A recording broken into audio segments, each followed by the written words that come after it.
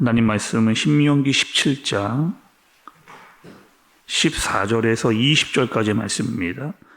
네가 네 하나님 여호와께서 네게 주시는 땅에 이르러 그 땅을 차지하고 거주할 때에 만일 우리도 우리 주위의 모든 민족들 같이 우리 위에 왕을 세워야겠다는 생각이 나거든 반드시 네 하나님 여호와께서 택하신 자를 네 위에 왕으로 세울 것이며 네 위에 왕을 세우려면 네 형제 중에서 한 사람을 할 것이요 네 형제 아닌 타국인을 네 위에 세우지 말 것이며 그는 병마를 많이 두지 말 것이요 병마를 많이 얻으려고 그 백성을 애굽으로 돌아가게 하지 말 것이니 이는 여호와께서 너희에게 이르시기를 너희가 이후에는 그 길로 다시 돌아가지 말 것이라 하셨음이며 그에게 아내를 많이 두어 그의 마음이 미혹되게 하지 말 것이며 자기를 위하여 은금을 많이 쌓지 말 것이니라.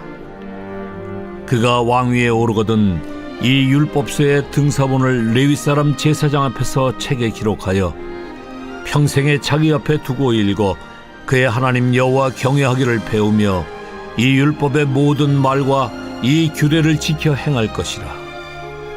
그리하면 그의 마음이 그의 형제 위에 교만하지 아니하고 이 명령에서 떠나 좌로나 우로나 치우치지 아니하리니 이스라엘 중에서 그와 그의 자손이 왕위에 있는 날이 장구하리라. 아멘. 여러분, 오늘 말씀은 이스라엘이 가나안에 들어가기 전에 다른 나라들이 어떤가 한번 살펴봤습니다. 다른 나라에는 다 있는데 지금 우리나라에 없는 것, 다른 나라를 쫙 보니까 다른 나라에는 다 있거든요. 근데 우리나라에는 없습니다. 그것이 무엇일까 봤더니만 다른 나라에는 왕이 다 있는 거예요. 근데 우리나라에는 지금 왕이 없는 겁니다. 그래서 이스라엘은 우리도 왕을 좀 세우고 싶다. 이럴 때가 온다는 거예요. 우리도 왕을 세우고 싶다라고 하는 그때가 올 것이다라고 하는 것을 하나님께서 미리 아셨습니다. 근데 하나님께서 이 왕정 제도를 부인하셨느냐? 그렇지 않으시거든요. 다만 다른 나라와는 달라야 된다라고 하는 사실을 이야기하셨어요. 그러니까 뭐가 달라야 되느냐? 근데 먼저 여러분 14절의 말씀의 중간쯤 보세요. 14절의 중간쯤. 만일 우리도 우리 주위의 모든 민족들 같이 우리 위에 왕을 세워야겠다는 생각이 나거든 이렇게 이야기합니다. 그러니까 사실 여러분 이스라엘에 진짜 왕이 계시거든요. 그 왕은 누구였느냐? 하나님입니다. 그러니까 하나님이 진짜 왕이고 이스라엘이 하나님을 따라 살면 너무 좋겠죠. 그런데 자꾸 눈에 보이는 다른 나라도 가지고 있는 왕을 우리에게도 달라 이렇게 이야기를 합니다. 그러니까 하나님이 그래 그러면은 그렇게 해라 너희도 왕을 세워라 이렇게 이야기를 하시면서 왕이 생기게 되면 달라지는 것들 그러니까 너희가 왕을 세우면 달라지는 것들이 있다라고 말씀을 하셨는데 오늘 본문에 나오지는 않지만 사무엘상 8장을 보게 되면 왕을 세우면 달라지는 것들이 있습니다. 어떤 것이 달라지는지 첫 번째는 이런 거죠. 뭐냐면 너희들에게 군대가 필요할 거라는 거예요.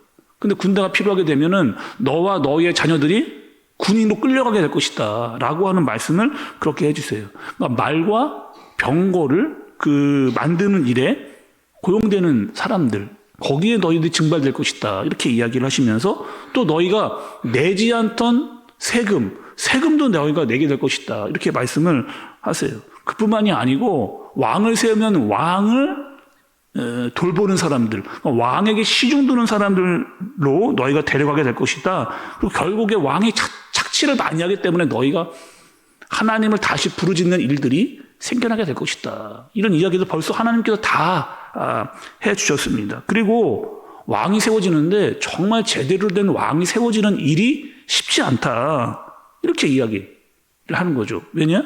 하나님을 믿지 않고 자꾸 내가 왕이 되다 보니까 내가 왕인데 내가 누구를 더 의지하겠느냐 이런 마음이 드는 거예요. 내가 잘나서 왕이 됐고 내가 더 높은 자리에 올라야 되는데 나보다 더 높은 분이 어디에 있느냐 이런 세상적인 왕이 되기 아주 쉽다라고 하나님께서 이미 그들에게 경고를 해주셨습니다. 정말 하나님께서 원하시는 왕은 여러분 어떤 왕일까요?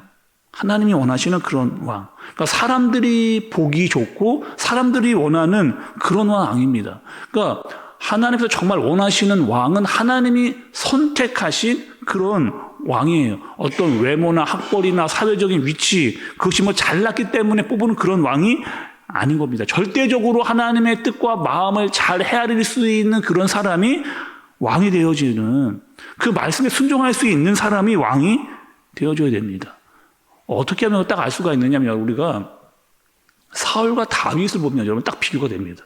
사울과 다윗을 보면 딱 비교가 되는데, 사울은요 괜찮은 사람이었어요. 처음에 스펙이 아주 좋았던 그런 사람입니다. 그러니까 고대 시대에 사람이 키가 크다, 굉장히 큰 스펙입니다. 키 크면 여러분 뭐가 길까요? 팔이 길어요. 팔이 길다는 것은 전쟁할 때 훨씬 유리합니다. 거기다가 이 키가 크면 큰 칼을 찰 수가 있었어요. 그러니까 키가 작으면 칼이 크면 질질 끌리잖아요. 그런데 키가 크면 다른 사람도 훨씬 긴 칼을 찰 수가 있었습니다. 그러니까 팔도 길고 칼이 기니까 전쟁에서 아주 유리한 신체 조건을 가질 수 있게 되는 거죠. 그러니까 그런 모습, 거기다가 외모도 아주 그냥 잘생긴 거예요, 이 사울이. 그러니까 부족함이 없어 보이니까 이 사울을 왕으로 삼았습니다. 근데 다윗은 또 어떤 왕이었느냐? 눈에 별 볼 일이 없어 보이는 그런 왕이었거든요. 사람이었거든요. 그런데 하나님 보시기에 합당했던 그런 사람이었다는 거죠. 왜요? 다윗은 늘 하나님과 동행했습니다. 산에 있거나 들에 있거나 늘 하나님과 함께 동행을 했고, 전쟁터에서도 하나님만을 의지했던 사람이에요. 말씀을 가까이 하고 찬양을 많이 지어 불렀던 사람이 또 다윗입니다. 그래서 사무엘이 끝까지 두 번째 왕을 세울 때는 이 다윗을 찾기 위해 그렇게 노력을 했던 거죠. 또 여러분 성경에 보면 하나님을 의지하지 않고 자기가 왕이 되려고 했던 사람들이 있어요. 하나님을 의지하지 않고 스스로 내가 왕이 되었다라고 했던 사람들이 있습니다. 어떤 사람이 대표적인 사람들이에요? 압살롬, 또 아도니아 이런 사람들이 스스로 왕이 되려고 했던 그런 사람들이죠. 왕이 되는 과정이 여러분 어때요? 아주 피눈물 납니다. 서로 죽고 죽이는 그냥 반역이 일어나고, 또 어려움을 엄청 많이 그들의 결말도 아주 좋지 않은 모습들을 볼 수가 있게 되는 거죠. 그러니까 스스로 높아지고 스스로 왕이 되려고 하는 자는 스스로 무너지는 것을 보여주게 되는 겁니다. 오늘 여러분 말씀에서도 왕이 되려는 사람들에게 세 가지 가지지 말라, 하나님이 이렇게 이야기를 하세요. 세 가지가 이렇습니다. 첫 번째는 무엇이냐? 병마를 많이 두지 말라는 겁니다. 두 번째는 뭐예요? 아내를 많이 두지 말고, 세 번째는 재물을 많이 갖지 말라, 이렇게 이야기를 하는 거예요. 이 세 가지를 잘 생각을 해보세요, 여러분. 병마, 아내, 재물, 이거는 여러분 세상 왕들이 많이 가지려고 하는 것들입니다.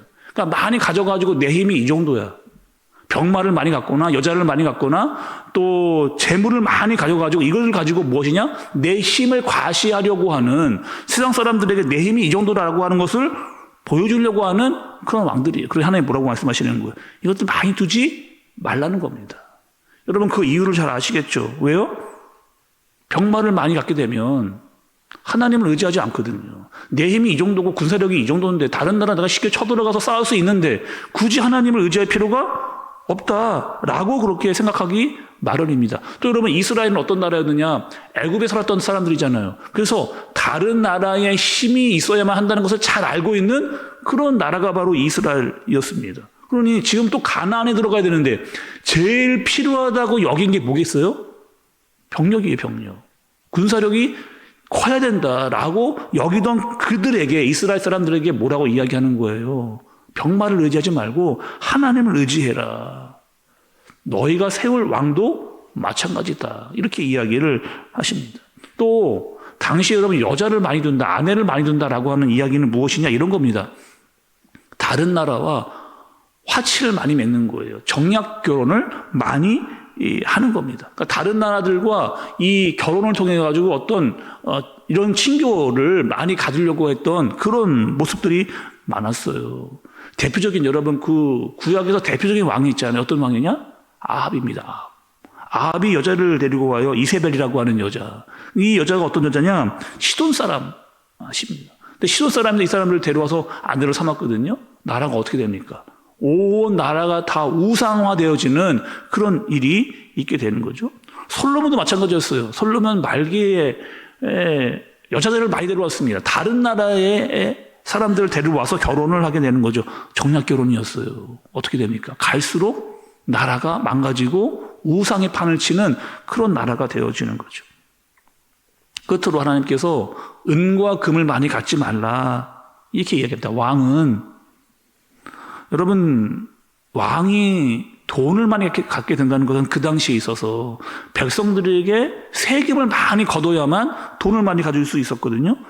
세금을 많이 걷게 되면 백성들은 살기가 어려워지는 거예요. 그러니까 왕 너희들은 어떻게 해라, 욕심을 부리지 말라. 하나님이 이렇게 이야기를 해주셨습니다.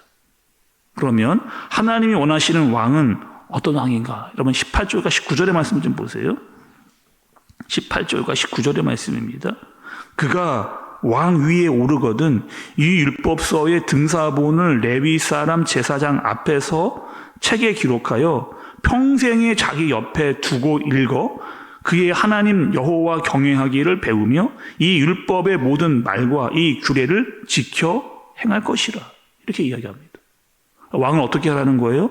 더 철저하게 하나님 앞에 서야 된다. 하나님의 말씀으로 순종해야 된다. 자신과 타협하지 말아야 된다. 자신을 잘 지켜야 그래야 왕이 될 수 있다. 그런 왕이 되어야 된다라고 이야기를 해주십니다. 세상에 어느 정도의 부와 권력을 가진 사람들은 다 왕이 되고 싶어 해요. 더 높은 자리, 더 많은 것들을 가지려고 더 높은 권력을 갖고 싶어 합니다. 다른 사람들에게 다 내가 왕이라고 하는 것을 드러내고 싶고 인정받고 싶어 하는 그런 자리에 가고 싶어 하세요. 그런데 여러분 말씀을 보면 진짜 왕이 등장합니다. 진정한 왕, 성경에서 가장 합당한 그런 왕이 성경에 등장해요. 돈과 권력을 많이 갖고 있지 않은 왕입니다. 그런데 이 왕은 어떤 왕이냐? 섬김의 왕이에요. 사랑의 왕이고 평강의 왕입니다. 누구예요, 여러분? 이 땅의 왕으로 오신 예수 그리스도.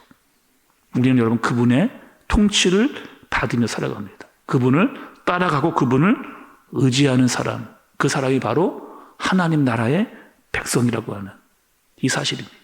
예수님께서 이 땅에 진정한 왕으로 평화와 사랑과 겸손의 왕으로 이 땅에 오셨습니다. 우리는 그분을 왕으로 모시고 그분을 의지하고 순종하며 그분의 통치를 받으며 살아가는 저와 여러분들 되어지시길 예수님의 이름으로 축복합니다. 기도하겠습니다. 하나님 아버지, 하나님께서 세우신 왕은 세상의 왕과 다릅니다.